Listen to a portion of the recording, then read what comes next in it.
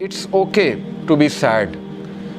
ہر انسان کی زندگی میں کچھ نہ کچھ ایسا ہے کہ اسے غم آئیں گے، اور یہ اللہ نے لائف کی نیچر بھی یہی بتائی کہ الذی خلق الموت والحیات لیبلوکم ایکم احسن عملا، کہ میں دیکھوں گا تم میں سے بہترین عمل والا کون ہے. کہ یس اندھیرا بھی چھا جاتا ہے اور وہ پورا کا پورا چھا جاتا ہے، لیکن کبھی بھی اندھیرا پورا کا پورا نہیں رہتا ہے. صبح ہوتی ہی ہوتی ہے، کبھی بھی سچویشن سیم نہیں رہتی. تو مومن کو کبھی بھی ہوپ لیس نہیں ہونا چاہیے کسی بھی سچویشن کے بارے میں. ہوپ ہی ایک ایسی چیز ہے نا جو انسان کو زندہ رکھتی ہے. تو اللہ تعالیٰ ہوپ دلا رہا ہے. یہ اللہ کے الفاظ ہیں، یہ کسی انسان کے الفاظ نہیں ہیں کہ اللہ تجھے نہیں چھوڑ سکتا، نہ اللہ تجھ سے ہیٹڈ کرتا ہے.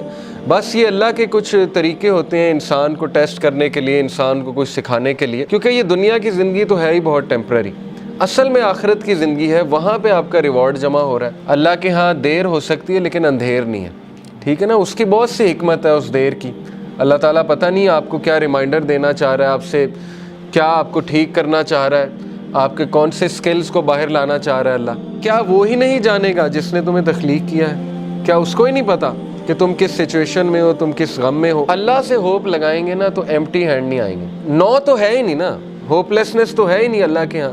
اس لیے یہ شیطان ہوپ لیس کرتا ہے بندے کو آ کے کہ جی تجھے تو یہ ملا ہی نہیں، پتہ نہیں اس کے بدلے اللہ نے کیا دینا ہے. تیرا رب تجھے اتنا دینے والا ہے عنقریب کہ تو راضی ہو جائے گا. جو بندہ خود پین میں ہوتا ہے نا، وہ پھر دوسروں کی بڑی زبردست مدد کرتا ہے. تو غم کو بری بات نہیں ہے، ٹھیک ہے نا. غم کو سزا نہ سمجھیں. غم جو ہے یہ تو روحانیت کی سیڑھی ہے. اس روحانیت کی سیڑھی پہ چڑھ کے انسان کا جو ہے وہ دل نرم ہوتا ہے، پھر وہ دوسروں کا غم فیل کرتا ہے اور پھر وہ دوسروں کے لیے کچھ کرتا ہے. دیکھیں نا، جن سے اللہ ناراض ہوتا ہے ان کو تو یہ سائن ہی نہیں ملتے. وہ تو فل مزے میں ہوتے ہیں، ان کو نہ کوئی مصیبت آتی نہ کوئی پرابلم آتی. جیسے اللہ کے نبی صلی اللہ علیہ وسلم کو اللہ نے کہا کہ ان کا جو مزہ ہے، ان کا کھانا پینا، ان کی عیاشی آپ کو دھوکے میں نہ ڈالے.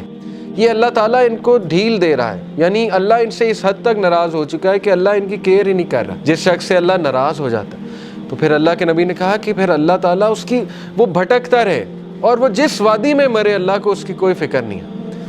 یہ ہے اصل میں وہ شخص بدبخت. اور یہ کون ہے؟ وَلَا تَكُونُوا كَالَّذِينَ نَسُوا اللَّهَ فَأَنسَاهُمْ أَنفُسَهُمْ. کیا تو نے دیکھا اس کو جو اللہ کو بھول گیا تو پھر اللہ نے اس کو اس کا آپ بھلا دیا. اولئک هم الفاسقون، یہی تو فاسق ہے. تو اس لیے یہ مت سوچیں کہ اللہ نے آپ کو بھلا دیا. اگر اللہ کسی کو ناپسند کرتا ہے تو اپنے قریب کیوں لائے گا؟ مجھے یہ بتائیں.